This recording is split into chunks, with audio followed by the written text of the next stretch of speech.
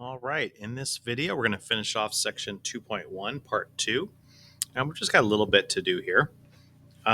So let's just do a warm up, kind of reviewing what we did and what you practiced in the first part of section 2.1. So write the equation in vertex form. Remember the book, we'll call that standard form. Then find the x-intercepts algebraically, graph and label all the stuff. All right, so this problem is a little harder than the previous examples, but we've practiced since then, so it should be good. We need to factor out the negative 2 to do vertex form, completing the square. So I'm going to do that very carefully. Factor out the negative 2 is going to make this negative 8x. Leave myself some room, minus 31. Check my math, negative 2x squared, positive 16. We're good. Half of negative 8 is negative 4. Square it, which is positive 16. And now let's be careful. I'm not going to subtract 16. I'm actually going to subtract a negative 2 times 16. Or in other words, I'm actually going to add 32. By adding 16 right here, negative 2 times 16, I've actually subtracted 32. So I need to add 32. So when I factor the first part in parentheses, I get x minus 4 squared. And I get plus 1. Y equals, there we are in vertex form. And 1, 2, 3, 4, up 1. And my graph is upside down scaled by 2. So I'm going to be here, and I'll go down 6 more. 1, 2, 3, 4, 5, 6. All right, so we can tell that our x-intercepts are going to not be integers. Maybe they'll be fractions, but likely they're probably irrational numbers. Let's find out what they are by now finding our x-intercepts algebraically. I'm not going to go back to the original equation. I'm going to simply use my vertex form and solve from there. All right, I am going to subtract 1 and divide by negative 2, which should end up being a 1/2.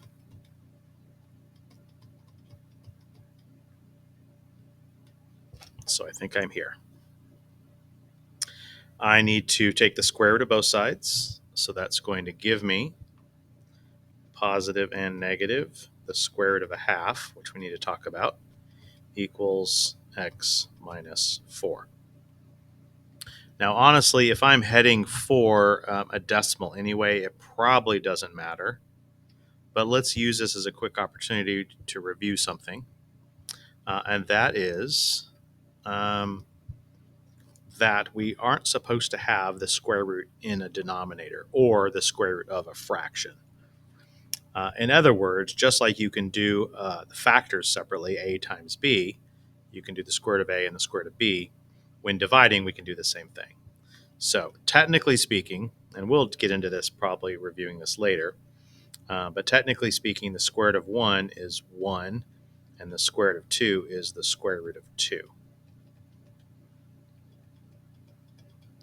And again, we're going to probably use our calculator in a moment anyway, so none of this probably really matters. But again, let's review and practice math the right way. Technically speaking, we are not supposed to have a radical in the denominator. We should not leave that square root of 2 in the denominator. So I am simply going to multiply that fraction by the number 1, but I'm going to multiply it in the form of the square root of 2 over the square root of 2.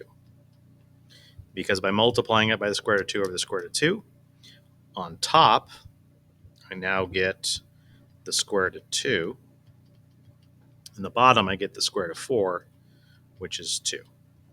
So this may not seem like it's simplified to the average person, but in math, we would consider this a simplified radical. I need to add 4 to both sides, and so I get 4 plus or minus the square root of 2 over 2 is my answer. But we're talking about x-intercepts, so that means one of my answers is 4 plus the square root of 2 over 2, And one of my answers is 4 minus the square root of 2 over 2. And if you take a look at this, the symmetry of this really makes sense, because where is my vertex? It's at 4.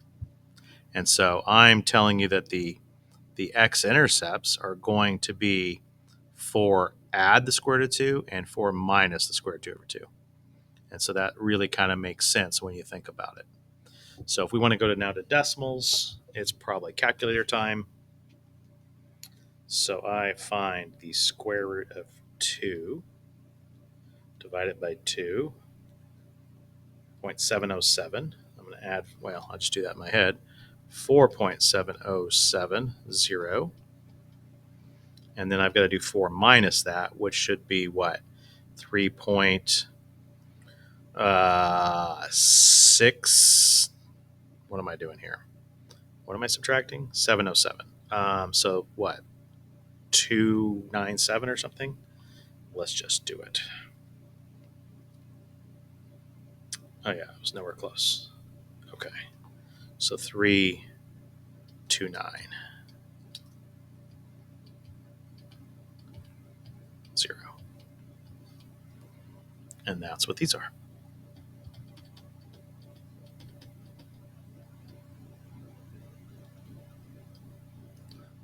.29. Technically, I should have rounded that to 3. All right. So there we go. There is our vertex form and our graph with the intercepts. All right, let's scroll down. This is just really not a critical part of this. This is not something I'm going to be asking you to be doing on a test or anything. But I did want to see if you could rise to the challenge and figure out where the quadratic formula comes from by completing the square to solve this equation. So let's give this a try. Here we go. So to complete the square, I need to not have that a there. So I need to factor the a out. So I'm going to get a, and then in parentheses, I'm going to have x squared. And if I'm factoring a out of bx, then I'm dividing it by a. So that gives me plus b over a x, skipping over, plus c. I'm going to put my equals 0 over here. Now what do? I take half of b over a, which is simply b over 2a. And now I'm going to square that, and that would just be b squared over 4a squared. Since I added this in, I now need to subtract it, but don't forget, it's that times a, and that a cancels out one of the a's in the bottom, so I'm really subtracting b squared over 4a. I did all this so that this would factor. So I have all of this, and I could combine this together. I'm going to need to eventually. I'll just leave it alone for now.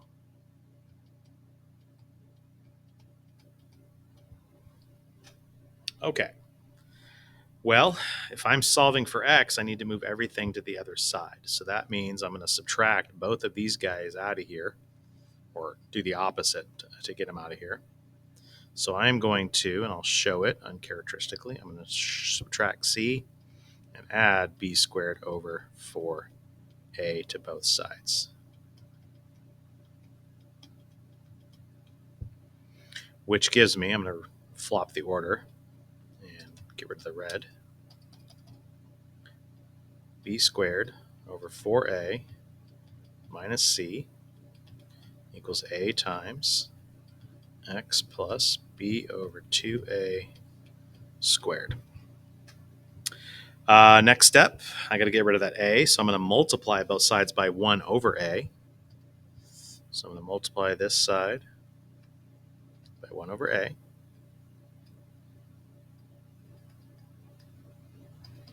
So I get b squared over 4a squared minus c over a equals x plus b over 2a squared.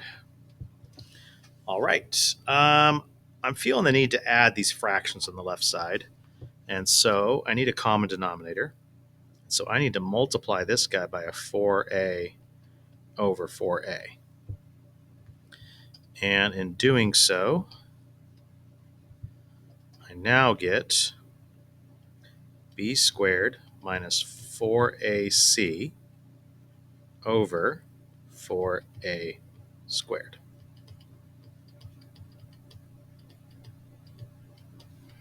All right, in the home stretch, I need to take the square root. So I take the square root of the left side. I'll just write it, plus or minus b squared minus 4ac. That's starting to sound very familiar. Over 4a squared equals x plus b over 2a. Taking the square root, I can do the top separate from the bottom. So that gives me plus or minus. There's nothing I can do on top because, say it with me, they are terms. I cannot do the terms separate. And the bottom is squared as factors. So that's 2 and that's a. I subtract and I get negative b over 2a plus or minus the square root of b squared minus 4ac over 2a. And finally, they have the common denominator, so I can add them together.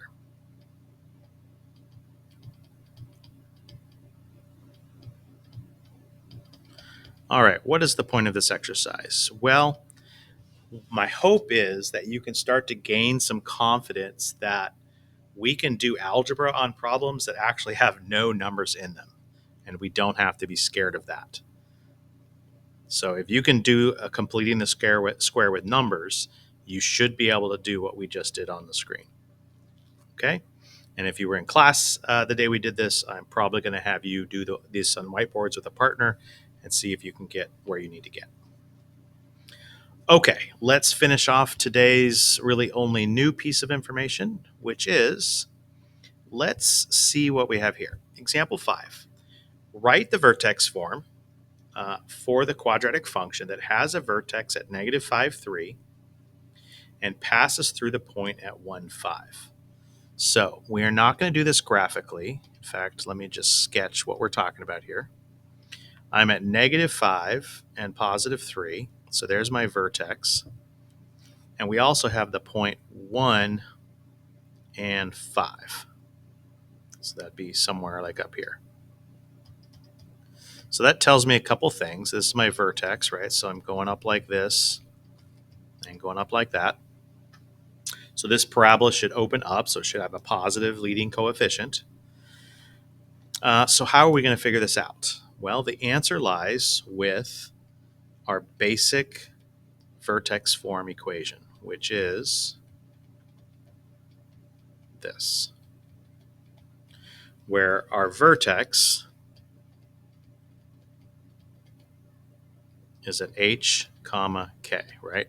Positive h, when I plug it in, it becomes the opposite, negative h.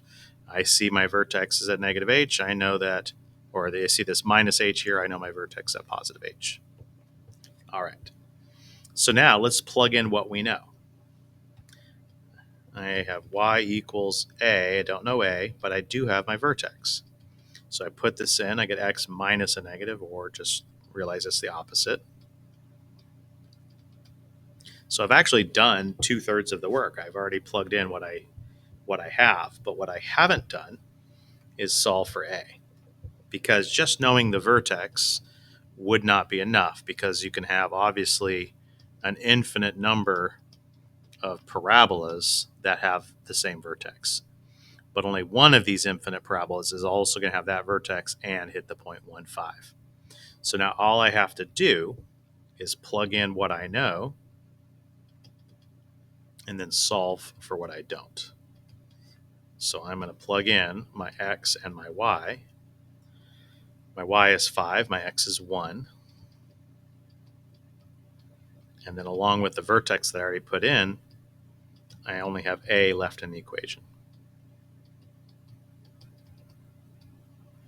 let's see, I'm going to subtract 3.